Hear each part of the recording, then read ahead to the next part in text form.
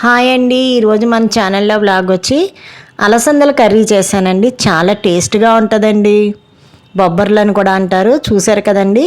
కొన్ని ప్రాంతాల్లో అలసందలు అంటారు, కొన్ని ప్రాంతాల్లో బొబ్బర్లు అంటారు, కొన్ని ప్రాంతాల్లో పొడుగు చిక్కుడు అంటారండి.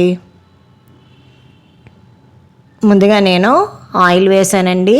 2 పెద్ద ఉల్లిపాయలు కట్ చేసి ముక్కలు వేసి మగ్గబెడతానండి.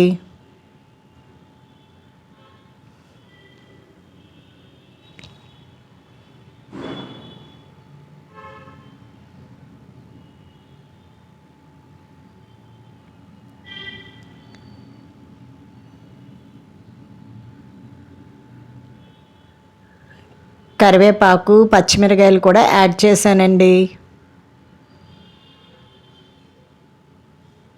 చక్కగా సిమ్లో పెట్టుకొని మగ్గబెట్టుకుంటే ఉల్లిపాయలు తొందరగా మగ్గిపోతాయండి.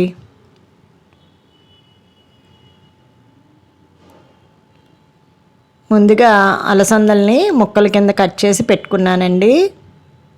శుభ్రంగా కడిగేసి ఇప్పుడు ఆ ముక్కల్ని గిన్నెలో వేస్తున్నానండి.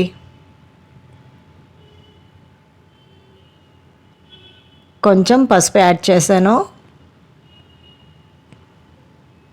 ఈ కర్రీ చక్కగా ఎంతసేపు మగ్గితే అంత బాగుంటుందండి టేస్ట్ అయితే. చిక్కుడుకాయ టమాటా కర్రీ కన్నా ఈ అలసందల కర్రీ చాలా బాగుంటుందండి. కొత్తిమీర కూడా యాడ్ చేశానండి.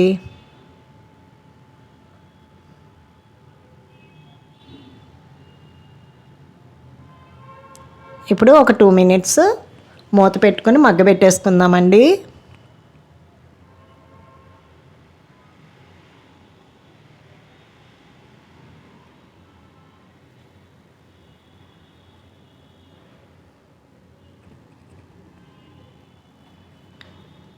ఒక 3 టమాటాలని కట్ చేసి ముక్కలు వేసానండి.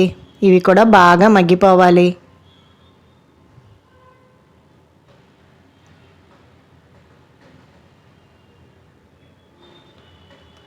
రుచికి తగినంత సాల్ట్ కూడా యాడ్ చేశాను. చక్కగా ఒకసారి అంతా కలిపేసుకొని సిమ్లో పెట్టి మగ్గబెట్టుకోవాలండి. మళ్ళీ మూత ఒక 2 మినిట్స్ మూత పెట్టేసుకుంటే చక్కగా మగ్గిపోద్దండి టమాటా అలసందలు కూడాని. చూసారండి ఎంత బాగా మగ్గిపోయినాయో టమాటా ముక్కలు కూడాని.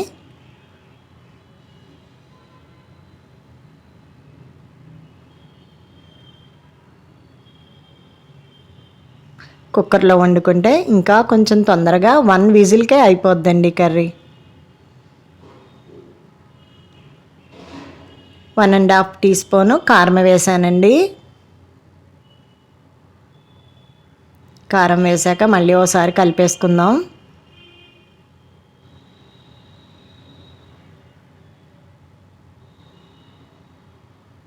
ఇప్పుడు మనం తగినంత నీళ్లు యాడ్ చేసుకుందాం. మరీ ఎక్కువ వేసుకోక్కర్లేదండి.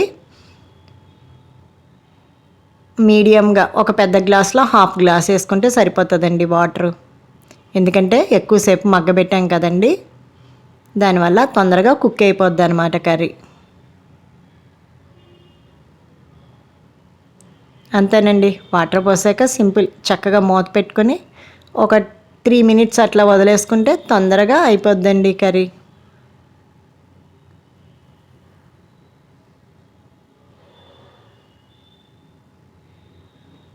చూడండి ఎట్లా ఉడుకుతుందో. చూసారా అండి, నీళ్ళన్నీ అయితే అయిపోయినాయండి. కర్రీ అయితే ఇలా దగ్గరికి వచ్చేసింది. అంతేనండి, చాలా ఈజీ. ఇది రైస్లోకి బాగుంటుంది, రోటీస్లోకి బాగుంటుందండి కర్రీ.